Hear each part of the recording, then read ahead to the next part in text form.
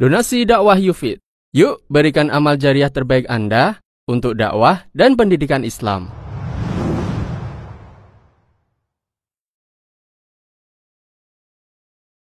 Saya Hafiyah dari Rancaikek. Saya ingin menanyakan bagaimana sikap kita ketika menghadapi perkara ikhtilaf di lingkungan kita. Pertanyaannya berkaitan dengan topik bagaimana kita menyikapi perbedaan yang terjadi di dekat kita, di sekitar kita. Perlu diketahui bahwa perbedaan itu ada dua jenis. Perbedaan yang prinsipil dan mendasar, dan perbedaan yang tidak prinsipil.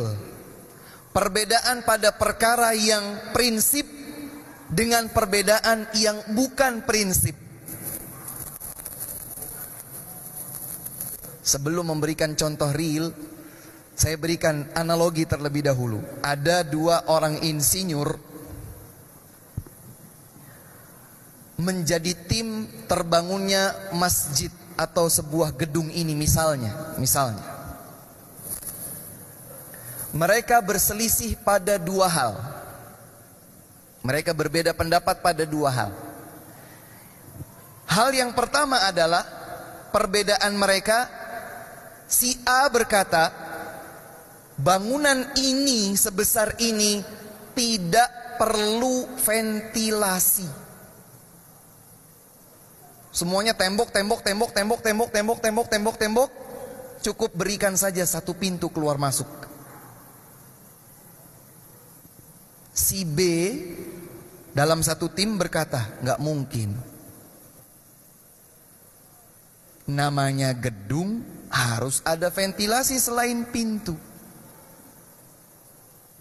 Kita bukan insinyur saja, insya Allah sudah bisa menjawab. Mana kira-kira pendapat yang lebih benar? Pendapatnya si insinyur A atau si insinyur B?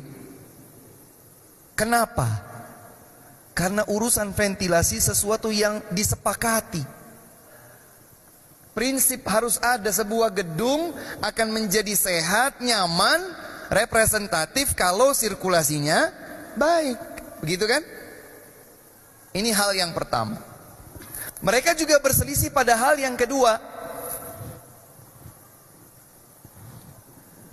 Ornamen gedung ini bernuansa kayu saja, kata si A. Kata si B, ya jangan kayu lah. Kalau zaman milenium seperti ini, ya pakailah aluminium. Kayu, aluminium. Tidak prinsip. Kayu mungkin ada nilai art yang diinginkan. Kalau aluminium mungkin dari sisi yang lain. Tidak masalah. Yang penting ventilasinya baik, pondasinya bagus. Semua bahan-bahan bangunannya juga oke. Hanya sentuhan ornamennya saja kayu atau aluminium. Masing-masing memiliki nilai tersendiri.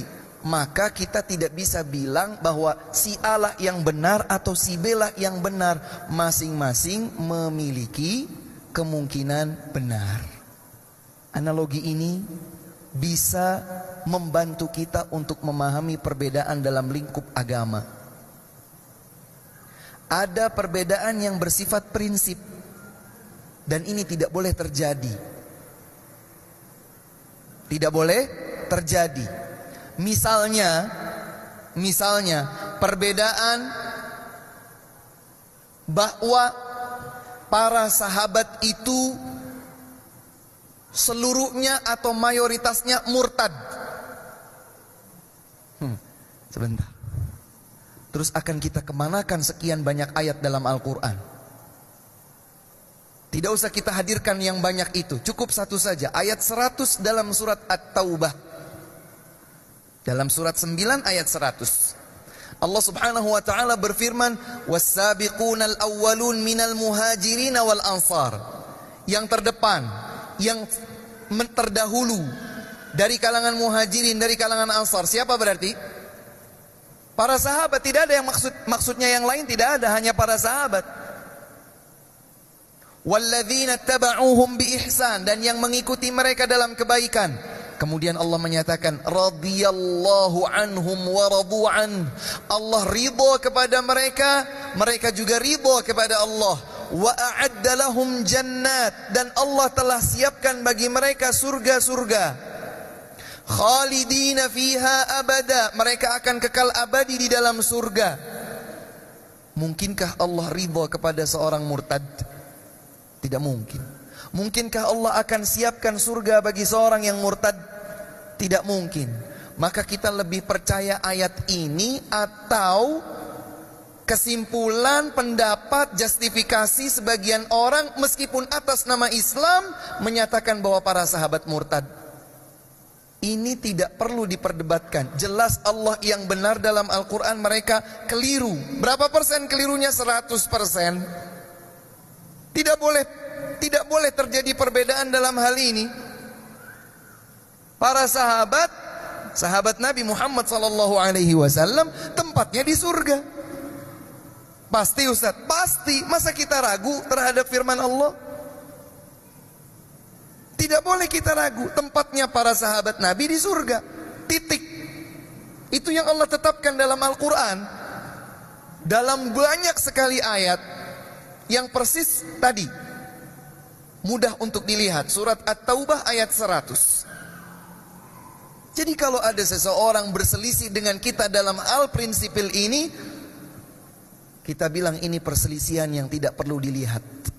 Ini perselisihan yang prinsipil. Jelas mana yang benar, mana yang keliru. Seperti jelas mana yang benar dan mana yang keliru pada dua insinyur tadi pada perihal ventilasi. Gak mungkin namanya gedung gak dikasih ventilasi. Adapun yang bukan prinsipil,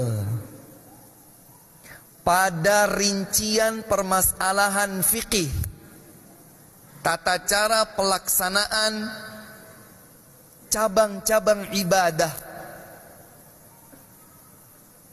maka ini mungkin terjadi perbedaan. Contohnya apa Ustadz? Contohnya adalah tatkala seseorang i'tidal dalam salat, ruku', Allahu Akbar, subhana rabbiyal azim wa bihamdi. Kemudian dia bangkit dari ruku', i'tidal, sami'allahu liman hamidah.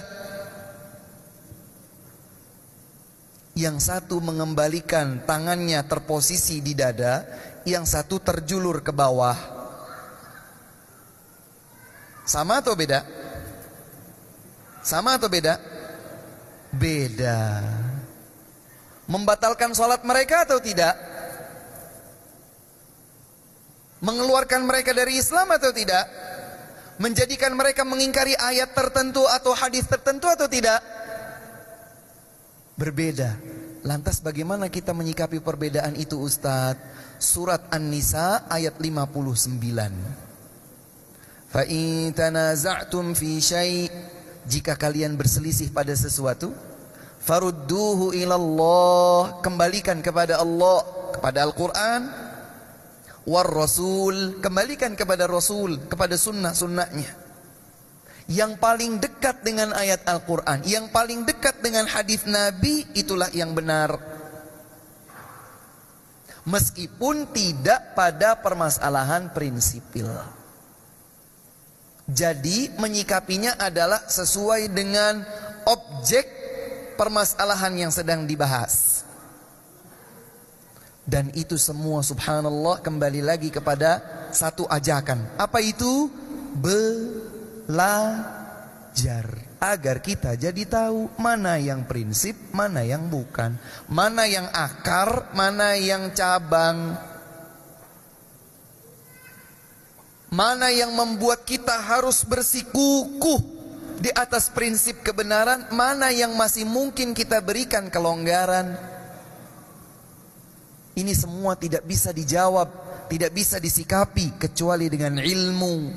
Makanya ada satu kaidah dalam Al-Quran, fas'alu ahla dzikri in kuntum la ta'lamun. Jika kalian tidak tahu, tanya sama para ulama. Tanya kepada orang yang berilmu. Dan ada satu pemandangan yang ada satu fenomena yang barangkali sudah terlihat di zaman ini, pernah disinyalir oleh Nabi SAW. Beliau bersabda, Inna Allah la yaqbidul ilma intiza'an yantazi'uhu min sudurin nas. Sesungguhnya Allah subhanahu wa ta'ala tidak mencabut ilmu dengan cara merenggutnya dari dada-dada manusia, tidak. Walakin yaqbidul ilma biqabdil ulama. Akan tetapi Allah subhanahu wa ta'ala mencabut ilmu dengan cara mewafatkan para ulama. Orang-orang yang berilmu sedikit demi sedikit dipanggil oleh Allah, diwafatkan. Kemudian selanjutnya Nabi menyatakan, hatta idza lam yubqi aliman ittakhadhan nasu ru'usan juhala. Ketika yang berilmu semakin langka, mulailah manusia menjadikan tokoh-tokoh mereka, panutan-panutan mereka adalah orang-orang yang dangkal ilmu agama. Saya terjemahkan dengan bahasa sedikit santun. Sebab sebetulnya kalau dalam bahasa Arab, ittakhadhan nasu ru'usan juhala, secara tekstual artinya adalah panutan, tokoh, pimpinan yang bodoh. Kalau ini menyakitkan, dangkal ilmu agama.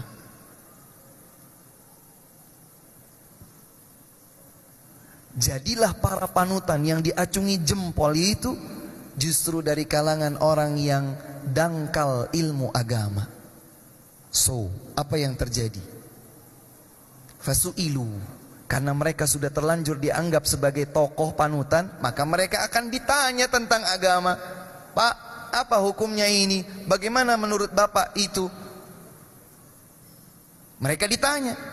Fa'aftau, mereka pun gengsi kalau nggak jawab. Mereka menjawab, berfatwa. Bi ghairi ilmin, kata Nabi, sayangnya mereka berfatwa tanpa dasar ilmu.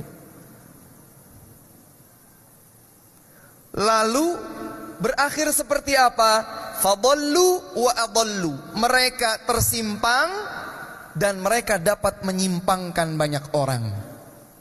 Makanya hadirin yang dimuliakan Allah, yang duduk di kursi seperti ini, siapapun dia, bukan ringan. Setiap ucapan yang keluar dari lisannya akan diminta pertanggungjawaban di hadapan Allah subhanahu wa ta'ala. Bicara atas nama agama bukan seperti berorasi. Bicara atas nama agama, dia menjadi wakil, seakan-akan menjadi wakil agama atas nama Allah, atas nama Rasulullah sallallahu alaihi wasallam. Bicara tentang agama, maka siapapun harus terpanggil untuk berilmu, belajar, agar dia jadi tahu mana sih kebenaran. Kemudian kalau terjadi perbedaan, mana perbedaan yang perlu disikapi dengan ini, mana yang perlu disikapi dengan itu, dan begitu seterusnya. Maka dengan kedewasaan ilmu, dengan kematangan ilmu, kita akan dapat benar menyikapi perbedaan-perbedaan tersebut.